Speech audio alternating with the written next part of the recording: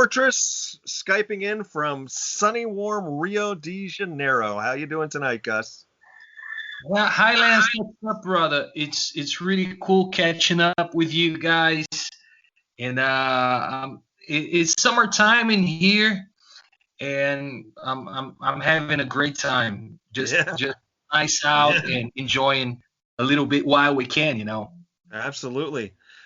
New album came out this past Friday on Massacre Records, Epic Tales and Untold Stories. This is a two CD set, one of some new stuff, one of some hits, correct? Yeah, exactly. And I'm super proud of that, because it's our first album back in Massacre Records. Yeah. And and actually the thing is, um, when we did our last album, Reign of Gold, Mhm. for AFM, we recorded like a bunch of tracks, like 17 or 18 tracks, man. No kidding. Yeah. We had so much material, and honestly, man, all of it was good. So we have six members in the band, and we had to like pick our favorites, and I was upset because a bunch of my favorites ended up being outvoted. Uh-huh. So now I had a chance of having a bunch of the songs, because normally when people see, oh, these guys are just releasing some stuff, some leftovers, already people already think that, oh, it's songs of like a lesser quality or something like that. And man, I assure you that's totally not the case. We had like a lot of great material, and definitely some of the best songs from that big batch of tunes we had, are finally out, and I'm super happy. Yeah. And also, I don't know if you got to see that, but um the artwork is really really beautiful. There's a guy called Christian Kulis. He's from he's it's hard to pronounce his last name, but he's been with us since my first album with Human Fortress, which was Rated Land. And yeah, man, he did it again. He did a killer job once again, and now it's the first Human Fortress album that ever came out on vinyl. So we're also super happy about it. I'm a record collector myself, so I'm super happy about it. Yeah, I noticed that it was that you were going to release on vinyl as well, and I was going to ask you about the cover art because I did see it, and yeah, it's fantastic stuff, great stuff. So, my kids have recently gotten into listening on vinyl too. It's pretty cool. It's coming back. How is it? Have you got your old vinyl still at your place? Yeah, I've got a lot of old vinyl and an old Technique stereo that I bought when I was in high school that still works, and yeah, Oh it's man, awesome. it's great stuff. Definitely. Yeah, So I wanted to jump into the some of the newer songs, or the first yeah. CD I should say, and then, well, wait, actually, you know what? Before I do that, I want to go to the second CD of the hits and stuff. I, Okay. I found it intriguing how you guys came about this, because part of it came into play as to what to put on that. You looked at like streaming numbers, YouTube video viewership and stuff like that. Were Mm, there songs that surprised you that had higher numbers? Obviously there's the gimme songs, the hits, that you've got to have. But, yeah. but were there other tracks that you were like, wow, I never would have thought that track got that many views or that many plays? Yeah, it's funny, man, because we have some songs. Actually, I, I think it's a pretty good track listing. I as an album guy, we always have one or two tracks that it's like, damn it, man, I can't believe it. That song is not in there. Like there's a song in Rated Land called Child of War. I Mm-hmm. love that one. And there's a couple of tunes that I could swear they were they were good on this epic tale stuff, but they didn't end up there. They didn't end up there, but we got, man. I'm pretty glad with the final song choice, Yeah. song choices, and a bunch of them. A bunch of them I was already doing them live with the band, like songs that I didn't appear on the original version, like Defenders of the Crown and Lord of Earth and Heaven's Hair. You know, these the Dragon's Lair. I'm not on the original versions, and it's really cool that these.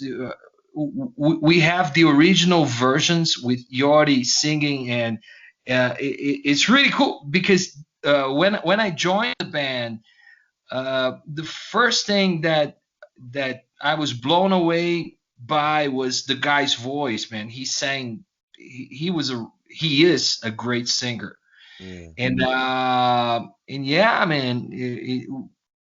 Basically, his songs were really well picked, and mine are like I'm happy with them. There's like one or two I'd like to have there also, but come on, you can't win them all, you know. Right. Exactly. Okay, now we'll jump back to the first CD with the new stuff on it. Track 1, give me this title because I know I'm going to mispronounce it. The Grimoire. Okay. You got a lyric video out for right now.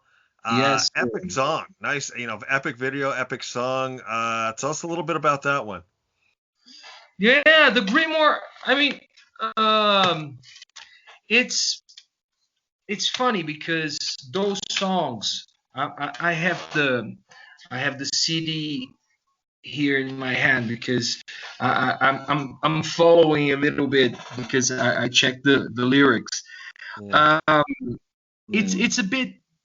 It's kind of epic in some of those songs. It's funny. I was really into. I really love old Queensryche.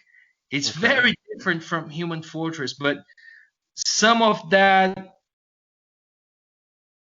some of that Jeff Tate vibe. I mean, only after I tell you about it that you can realize because we have such different voices. But it made me think a little bit of old Queensryche. Yeah. and that was one of the references. It's funny you mention that because I want to jump. I got a thing for you on track 2, Despair and Dark Shadows, but I want to jump to track 4, Free. Yeah. Killer ballad. And as I was listening to that, I got sort of a Queensryche vibe out of it, believe it or not, out of Free. I did. I thought it was a great. Yeah. Nice. That's nice. There's a track off of Empire, I think. Is There Anybody Listening? That it just sort of. What a great song. It just sort of brought that to me. Not that it sounded like it or anything, but it just made me think of that song as I was listening to it. Yeah. It's fun. How do you like? Are you familiar with Rage for Order? Somewhat. Not as familiar as I am with Empire, but I saw them on that tour. So. Wow, man! Now I'm envious. they opened that night for Ozzy Osbourne. That's so cool, man. Actually, I was playing with a band in Brazil back in the late 90s. And I got to open for Queensryche at their last concert ever with the original lineup in '97. Now, was that when you were with Overdose? Exactly, sir. Exactly. Yeah, well, was that your first gig? You played with like Whitesnake, Megadeth, and Queensryche on that bill? Exactly. That was a great day. Yeah, I can imagine. Wow. Did you get to mix and mingle with anybody, or Oh yeah, sure. I got to, I hung out with Adrian Vandenberg from Whitesnake for a while, and I got to meet all the guys in Queensryche, and they were like super cool, man. Jeff Tate was one of my favorite singers, and he was like super, super nice. Scott Rockenfield and all that is just, And it's funny because they were promoting an album that a lot of people were not into that album at all. And even before I knew I was getting to open for them, I bought that one. It was called Here in the Now Frontier. And Right. I think it's grungy and stuff. And actually, I'm one of the very few people that love that record. Hmm. But Yeah, I I mean, remember that getting real I, panned, and I'm kind of alone in that judgment. I know I've got it and I've played it. I remember thinking it wasn't that bad, but Yeah, exactly. yeah. Exactly. So I want to get back to track 2, Disappear in Dark Shadows. To me, that's just a great melodic rock song. Great melodies, great vocals, great everything to that one. Yeah. I agree with your assessment. It's funny because actually, in a band, when you have a band with six people, you tend to have a lot of diversity in on music tastes. And, I'm a big melodic rock fan, man, and I think you're right. There's a bit of that in there, Yeah. hard rock and melodic, And I've done many different projects and albums and bands. And as I'm a huge music fan, man, I've done like prog metal, pop metal, hard rock. I've done a lot of stuff, and I love them equally, man. It's just that there's so much I want to make in music that you know, and it's really cool that maybe that's a bit of an outside influence to what the band normally sounds like. But Yeah. I was really, really glad to be. I mean, we were the producer that worked on those songs with us was this guy called Tommy Newton, who's done a lot of classic records. Man, he's produced Ark, Burn the Sun. He's produced Halloween, Keeper of the Seven Keys. He's produced a bunch of UFO records, Wow. and he was in a hard rock band called Victory. Okay. So it was, man, it was really cool, when I was recording vocals with this guy, and I've recorded some other vocals with Michael Borman, who's like a legendary rock singer from Germany, also was in Jaded Heart and Bonfire. So we were always, bouncing ideas back and forth, and I mean, it was it was a great experience recording all those songs, man. I really hope this enables us to make a new record like sometime soon. Yeah. The next track I had a note on was We Are Legion, and I thought this track took a great mix of the melodic stuff like in Disappear in Dark Shadows, but it also added a little bit of a metal vibe to it. It's just slightly a little bit heavier. I thought it was a great mix of metal and melody. I'm with you, man, because actually this song was firstly recorded by the original singer, and he's the guy who wrote the vocal lines for that. So it's a little bit, it sounds like more like Old Human Fortress, but I think my vocals are a little bit more melodic than his. So maybe it's like a mixture of both. I think you got it, man. I think that's very much it. That's like there's a lot of power metal in there, but there's like Some melody as well. yeah, you're right. You're right. Track 7, Cruel Fantasy. This was my favorite track off of this CD. I love that title. Yeah, The vocal, the guitars, your vocals got a little more of an edge on it. The guitars are a little bit more ripping and stuff. guitars I are love this track. yeah. Yeah, Cruel Fantasy actually was an older song. I think this one was supposed to be on Rated Land. Okay. This was not one of the latest batch of songs, but I agree, man. It was not on Rated Land because it didn't actually fit the music. Uh, that much. And yeah, man. But I like the song. I think it's Yeah, really cool. great track. And then you close that with an orchestral version of "Pray for Salvation," which is awesome. Awesome. Yeah, that's a cool song. That's I, if I'm being honest with you, I prefer the original version. But anyway, it's all right. It's the Yeah. fans, fans like different stuff, and we had this different orchestral mix, and Yeah. that was outvoted before, but it's all right. Yeah. Cool stuff. Great stuff. Great, Thanks, great, man. great CD. Thanks. Um, I we were appreciate. talking. We were talking before we started recording here. You saw my profile picture, my kids in the Kiss makeup. Kiss was sort of what got you into rock and roll back in '83, correct? That was my gateway drug, brother. Yeah. Now, what did you see them like in a video? Was this during the MTV Unmasking? No, man. Actually, it was funny because Kiss was like on a low ebb at the early 70s, at the late 70s and early 80s. It's like Yeah. when they did Unmasked, they were big in Australia and they were not as big anywhere else. And when Creatures of the Night, I think the only country in the world where Creatures of the Night was huge was in Brazil, because they came here, and the last Kiss concert, the last ever Kiss concert on full makeup was in Rio de Janeiro, 83. And, man, you have no idea. The city was plastered. It was covered, in billboards, and it was amazing, man. When I saw all those ads on TV, and my parents didn't take me to the show because I was 8 and I was super upset.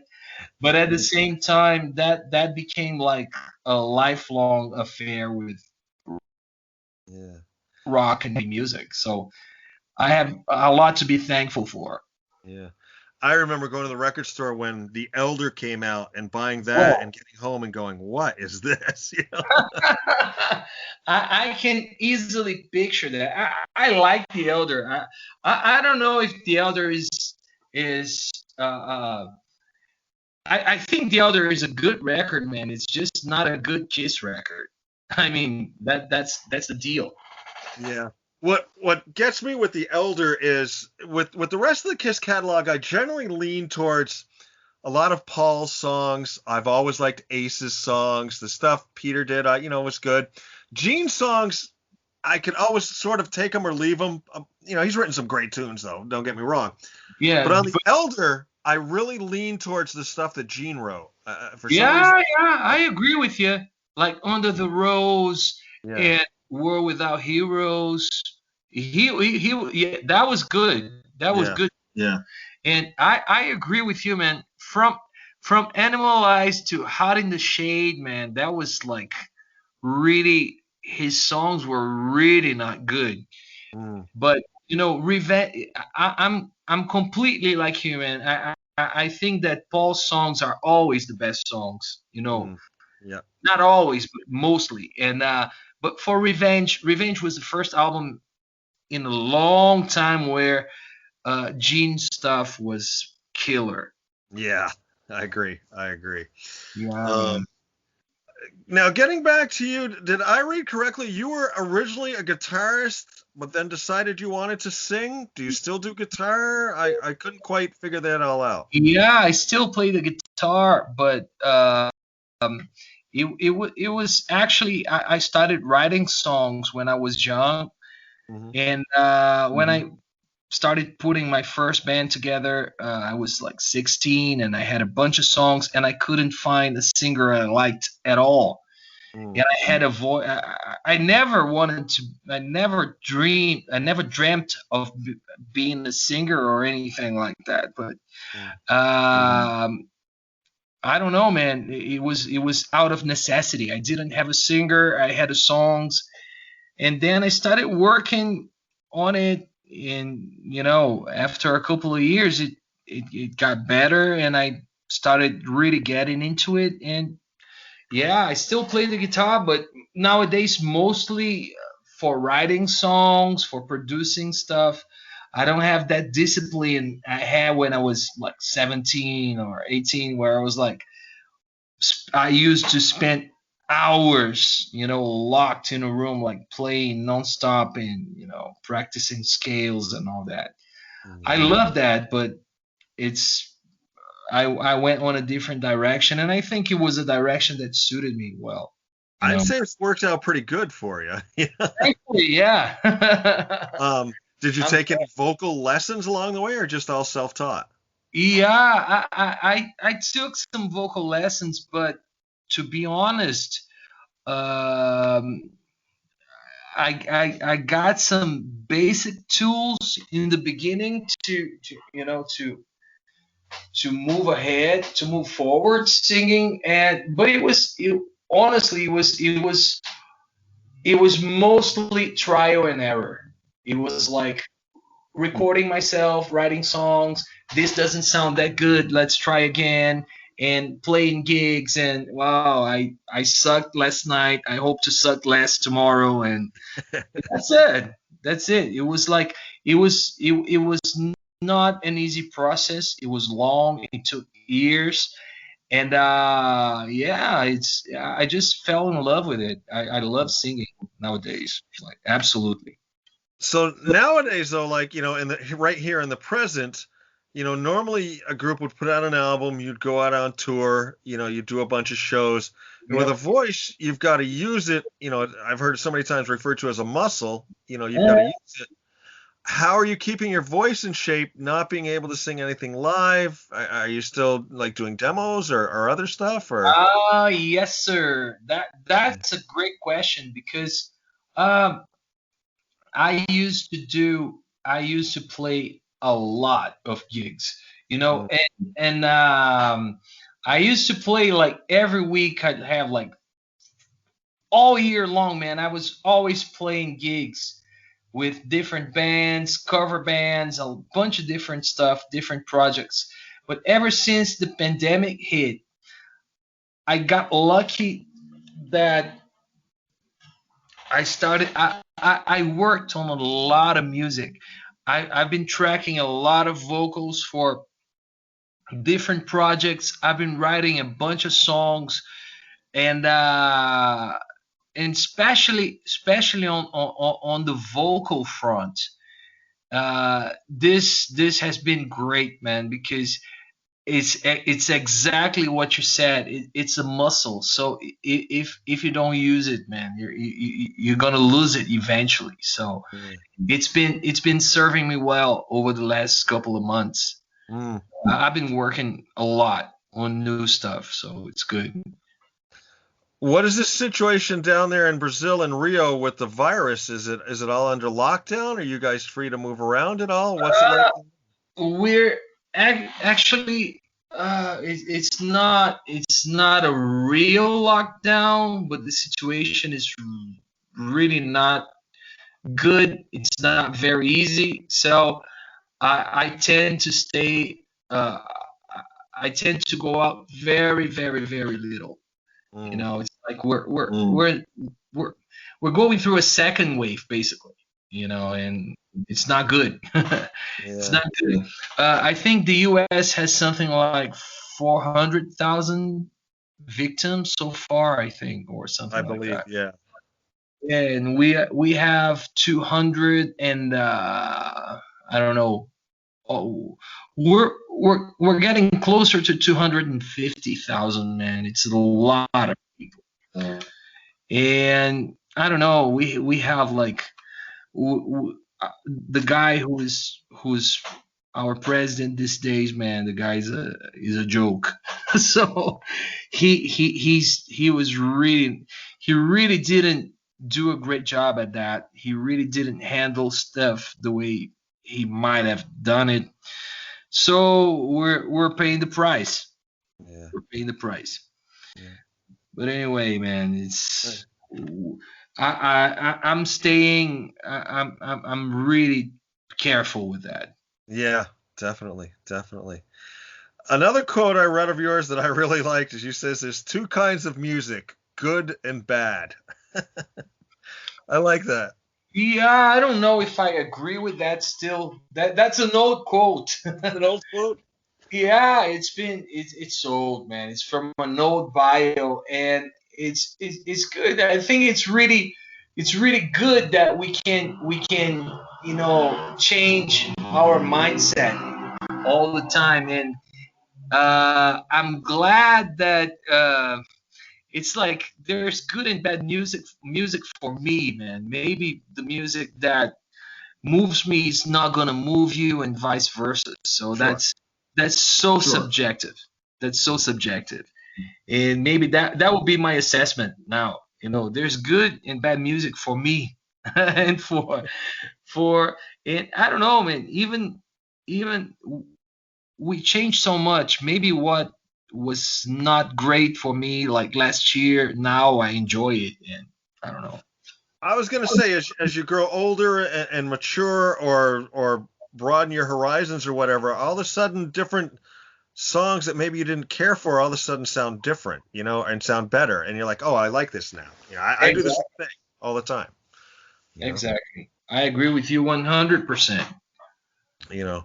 A prime example back in the day, I'll go way left field.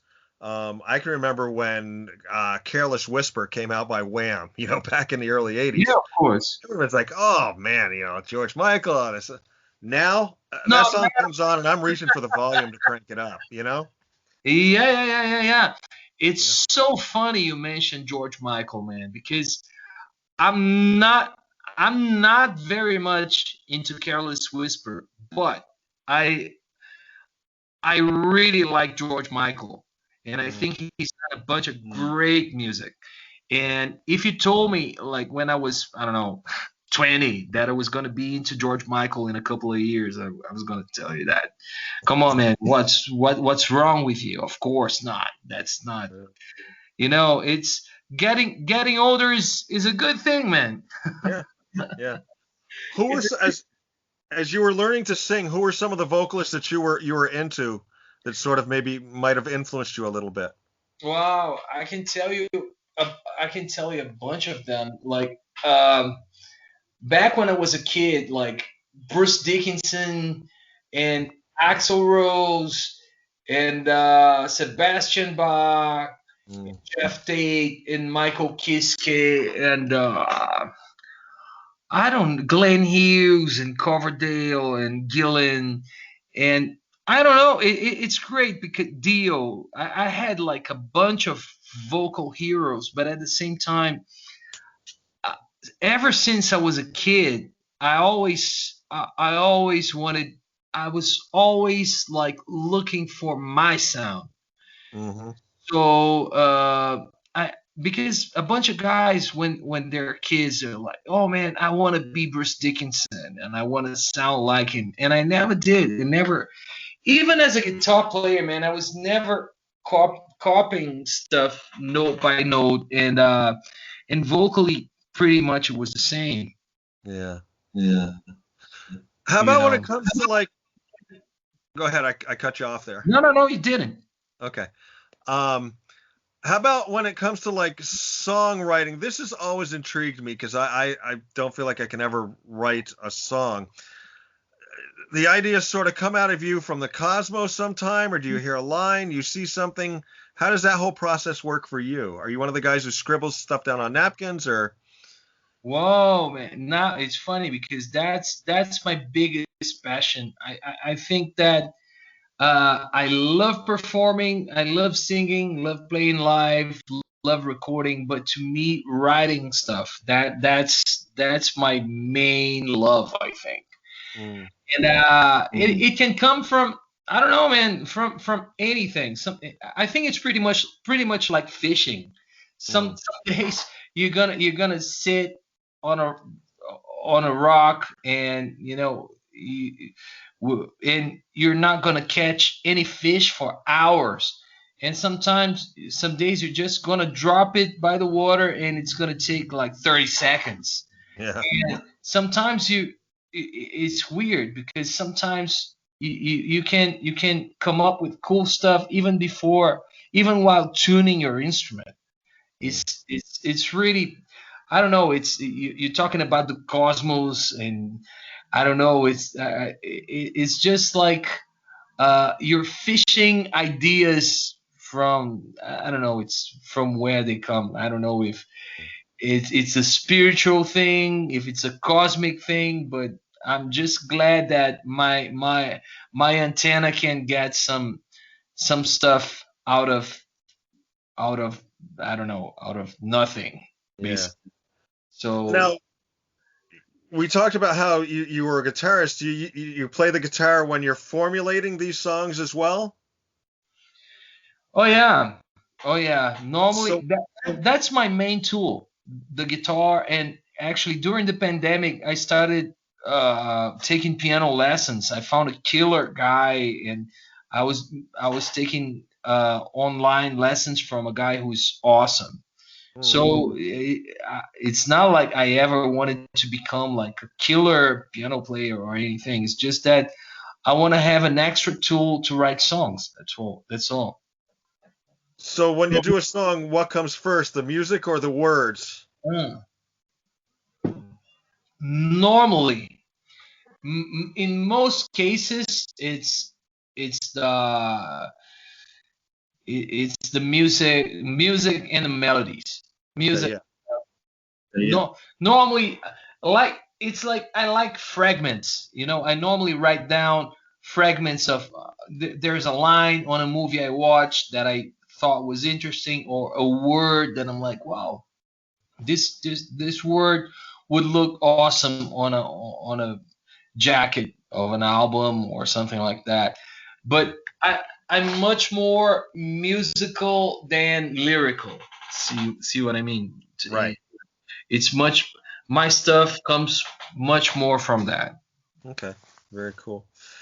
So going forward now with Human Fortress, the album has come out now, your first one for Massacre.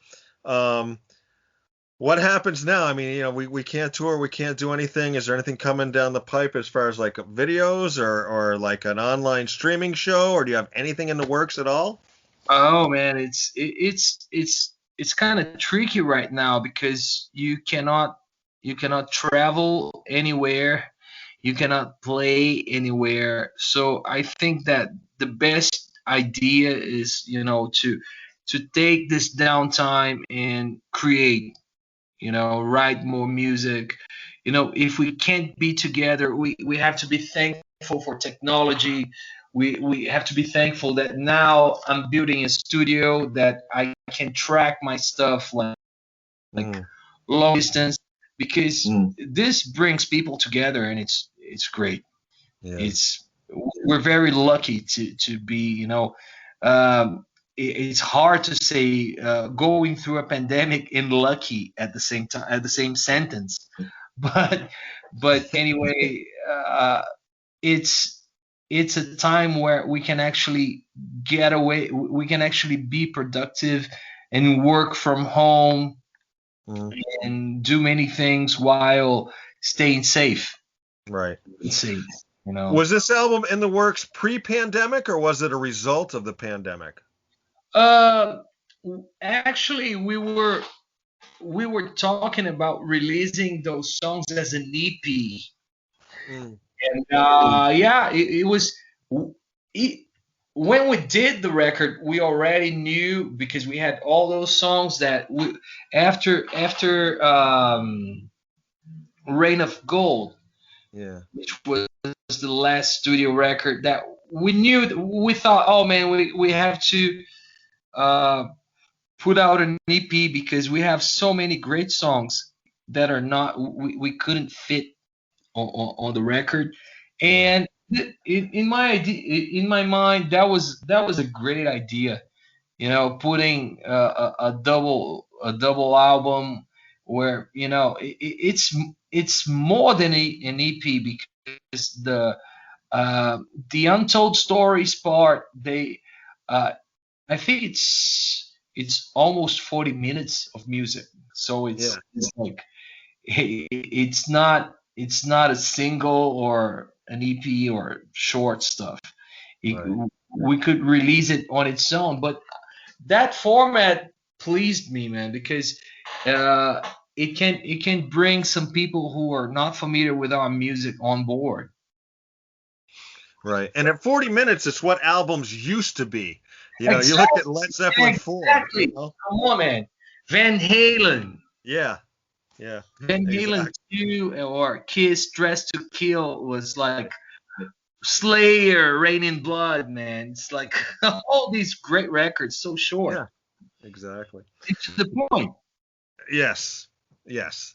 Talking with Gus Monsanto, lead vocalist for Human Fortress, their new album Epic Tales and Untold Stories, out now on Massacre Records. I've been talking about that and a bunch of other stuff. So it's been really cool. Gus, I always like to end up with just some fun questions.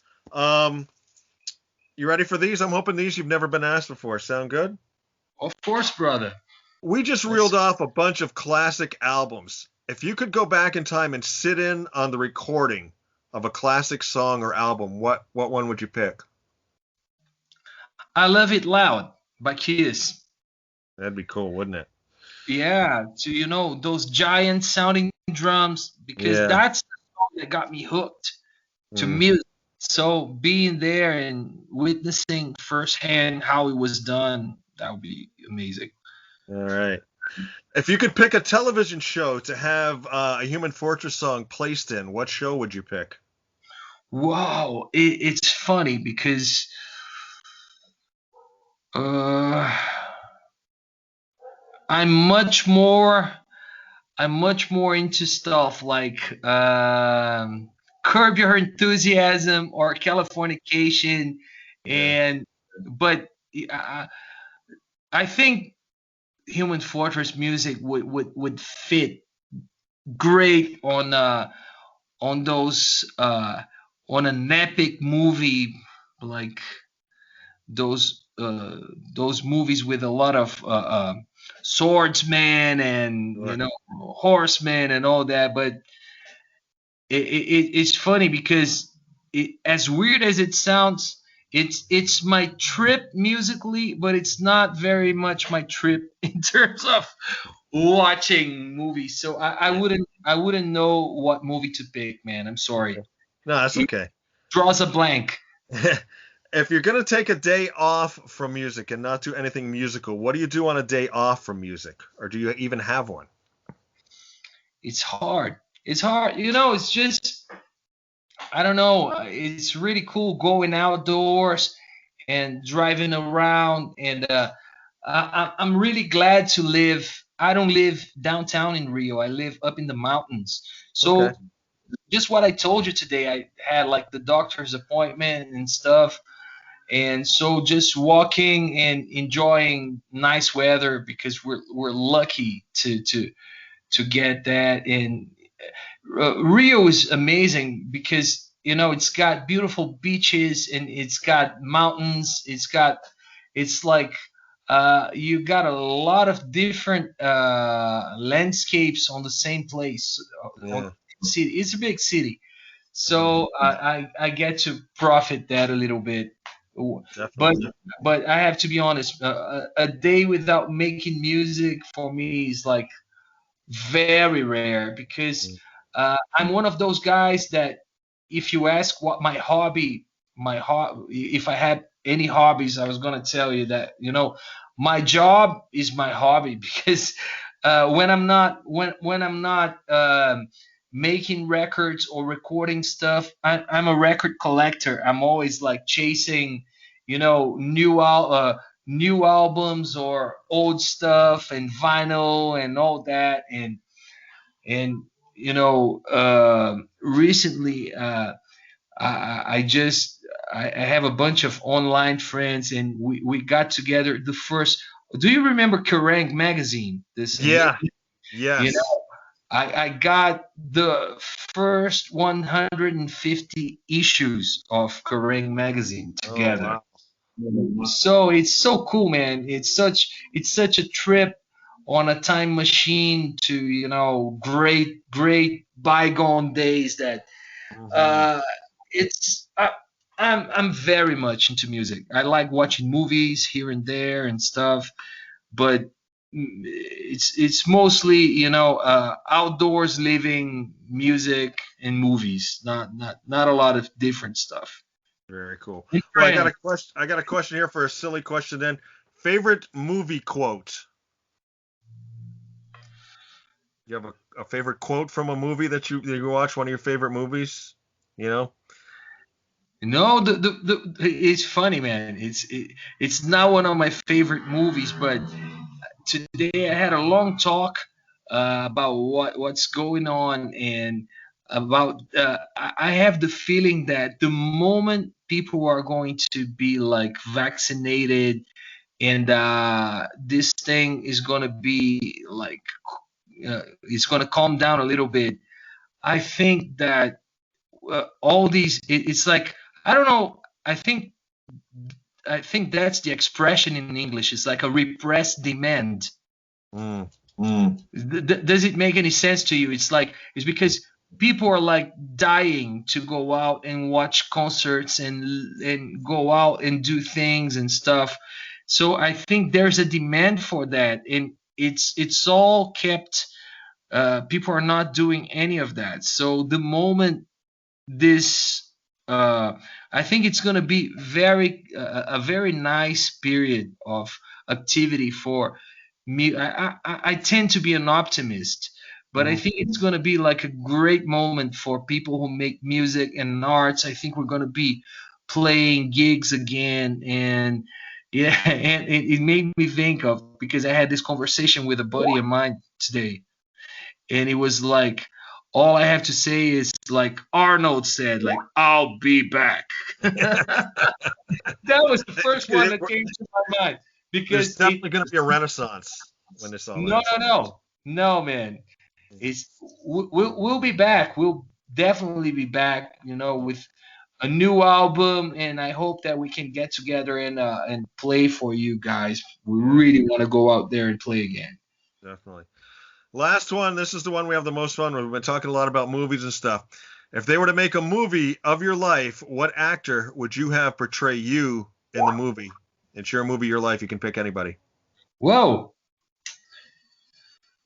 Uh, Robert Downey Jr. Robert Downey Jr. Okay, great actor. Loved him Yeah, in Iron Man. great actor, fun guy. I like him. Very interesting character. Yeah, definitely, definitely. All right. Yeah. Well, Gus, thank you very much for your time tonight. We've been chatting once again with Gus Monsanto here for Let's Discuss with Lance Hall, lead singer for the group Human Fortress. The album, once again, is called Epic Tales and Untold Stories. We've got some new stuff, some old stuff, some re-recorded stuff. It's great, great music. Double CD set, double vinyl coming out as well on Massacre Records. Excellent music, Gus. Thanks a lot, brother. Lance, I had a blast talking to you, man. A lot of fun, a lot of fun. So hopefully Thanks we a get to lot. do it again, and maybe someday we'll get to do it face to face. That would be even better. All right, brother. I hope so. Definitely. Absolutely. Take care, Gus. Enjoy the rest of your day. You too, brother. Bye bye. Take it Bye bye. easy.